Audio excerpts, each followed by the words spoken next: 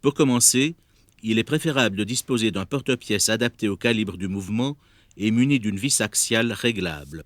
L'horloger saisit un mouvement, l'installe sur le porte-pièces et à l'aide d'un tournevis, il serre la vis jusqu'à ce qu'elle appuie le centre du mouvement, puis il serre la vis radiale qui bloque définitivement le réglage.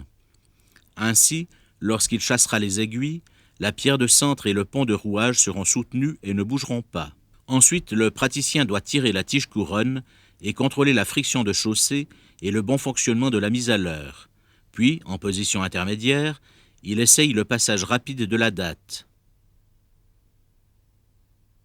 Il tire ensuite la tige à fond et tourne la mise à l'heure jusqu'au passage de date afin d'en vérifier la fonction correcte.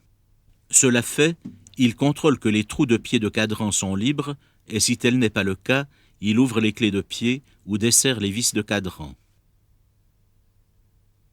Ensuite, un paillon ou clinquant est déposé sur la roue des heures. Il aura pour rôle de maintenir la roue des heures correctement engrenée avec le pignon de minuterie et de maintenir un jeu élastique sur la roue des heures, quelle que soit la position de la montre.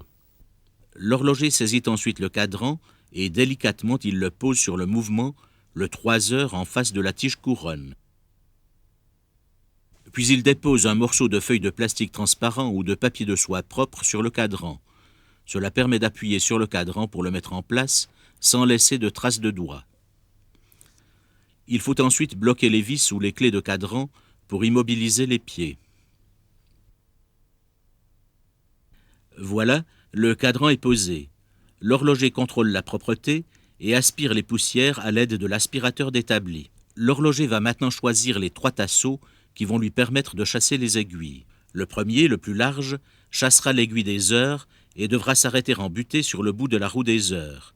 En aucun cas, il ne devra descendre jusqu'au cadran. Le second tasseau, plus étroit, chassera l'aiguille des minutes et devra s'arrêter en butée sur le bout de la chaussée. Le troisième tasseau, le plus fin, viendra chasser l'aiguille des secondes. Maintenant, l'horloger tire la tige couronne et tourne la mise à l'heure dans le sens horaire jusqu'à ce que la date change. Quand la date est passée, c'est qu'il est minuit. L'horloger va donc déposer l'aiguille des heures sur minuit et la chasser avec le tasseau sélectionné pour cela, puis l'aiguille des minutes avec le deuxième tasseau. L'horloger tourne la mise à l'heure en arrière, puis en avant, pour vérifier l'indexage de la date à minuit. La date doit changer entre minuit moins 5 et minuit 5. Ensuite, l'horloger chasse l'aiguille des secondes avec le troisième tasseau. Un coup d'œil de profil en tournant la tige couronne permet de vérifier si les aiguilles sont bien parallèles entre elles et si elles sont correctement étagées. Voilà, l'habillage de la montre est terminé et nous vous donnons rendez-vous pour l'exercice d'emboîtage dans le module numéro 2.